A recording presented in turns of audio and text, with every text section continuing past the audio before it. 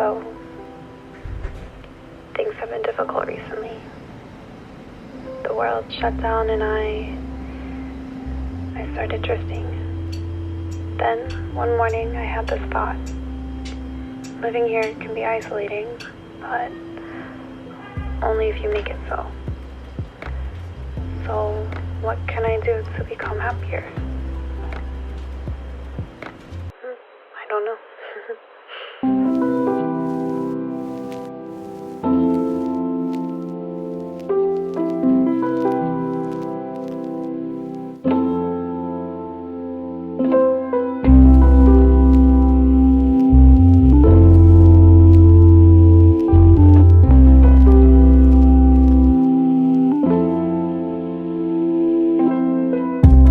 So I try to wake up at the same time every day, or around the same time. Monday to Friday I have classes, so I wake up between 7 and 8, and then on the weekends maybe 9.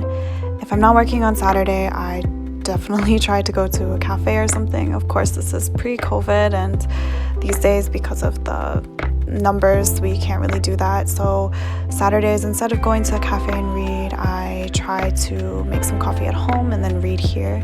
Just taking some time for yourself in the morning, I think, is really important. You find this kind of balance if you always wake up at the same time every day, go to bed around the same time every day. It kind of gives yourself a schedule that you will follow, and I don't know, at least for me, it really helps. I don't feel the need to be super productive necessarily, just like reading or writing a little bit, just taking some time for myself. I find it makes all the difference.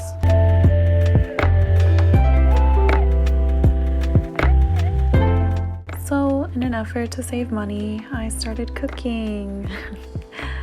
Yeah. Okay, despite what social media and like TikTok videos and Instagram like tasty videos will tell you, cooking does not have to be this like whole ordeal. It can be really, really simple, and it can take like 10 minutes. It takes less time than waiting for delivery food, honestly. Anyway, I'm not a good cook. I don't pretend to be a good cook. I pretty much just throw whatever vegetables I have in a pan and hope for the best. I think people feel better from the inside out. So if you're eating really well and you're nourishing your body, then of course you're going to get more energy. You're going to start to feel better. Since you have the burden of saving humanity removed from your brain, life is dandy. Must be nice, Chidi. That's what's missing.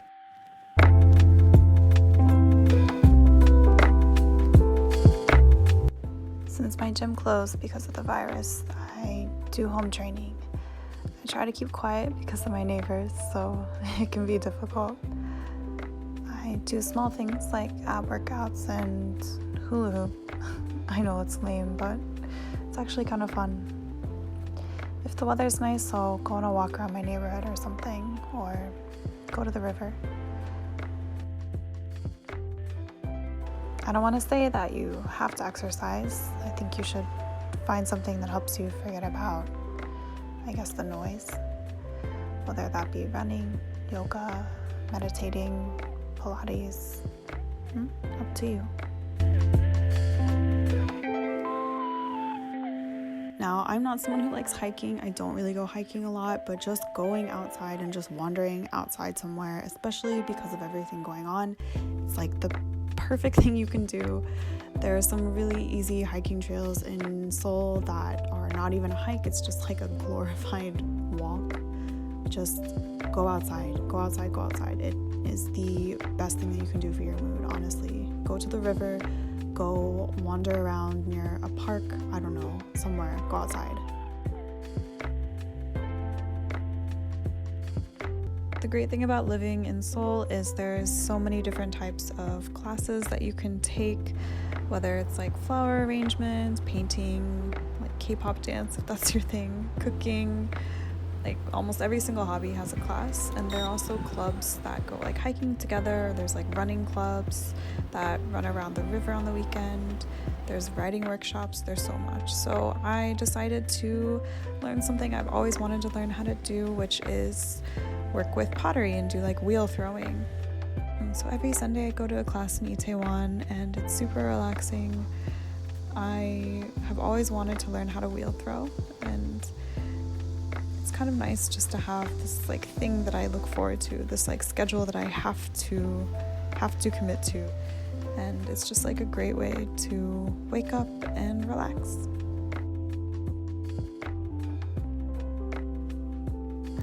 So I think Seoul is one of the best places to just wander around in. All of the places that I found that I really like to go back to are places that I found not because I was looking at a map, just because I was walking and I happened upon it. I know like Ikseongdong is like really popular these days, but the first time that I came to Seoul with some of my coworkers, honestly, we found that place just by walking. We had no idea it was there, so it was really exciting when we finally found it. Of course, like everybody knows about it, but when I first came, I didn't. So listen to your favorite podcasts or listen to an audiobook. That's normally what I do. And just walking around, you can find some really great cafes, really cute shops, just things that maybe you wouldn't have found before. And it's, I don't know, for me, it's really exciting. It might be really boring for some people.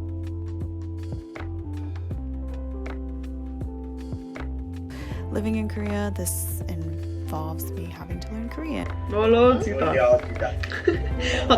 처음에 들었어. I take online classes in the morning through a university, and it's not my favorite. I definitely prefer going in class like many other people, but it's okay. 이해했는데 그 한국 단어 모르겠어. 아직 없네. 오케이. Shit. Whether it be learning a language or some kind of new skill, it could be an art class, it can be learning how to code, just doing something so you don't remain like complacent in the skills that you already have. I don't know, I always think like no matter what, we can learn something.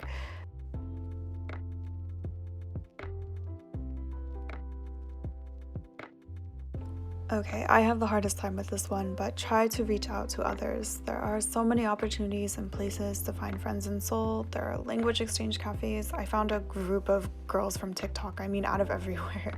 People want to make friends just as much as you do, so stop being scared and just send the first message. I used to be such an introvert, but the second I started reaching out and talking to more people, my mood became so much better, so do the same thing.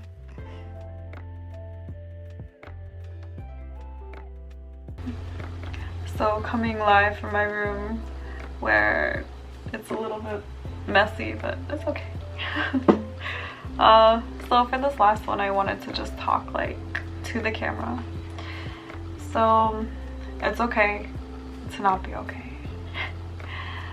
It sounds a little cliche, but honestly, I think it's okay to admit this to yourself. So I came to Seoul and I was super isolated and it was not fun. And I told myself and I told my parents, I told my friends, everybody around me that I was fine, it was no big deal, I could figure it out and I didn't need help, and that was the biggest disservice that I did to myself. I reached a point where I was like, I'm not okay with this. And I'm not happy with this, and this sucks. And telling myself, telling my friends, telling my family, and being vulnerable and just saying like, I'm not happy with how things are right now. I think there's like two different points, right? Accept your feelings for what they are, but don't wallow in them. I think whatever energy you put out into the world is what you receive. But at the end of the day, I thought, okay, I'm feeling this way, what am I gonna do to change it? I am in charge of my own feelings, so I need to figure out how to fix it. So it's okay if you're not okay. It's totally fine. Most of us aren't. But what can you do, you know? Okay. Thanks for watching this video, I guess. I don't know.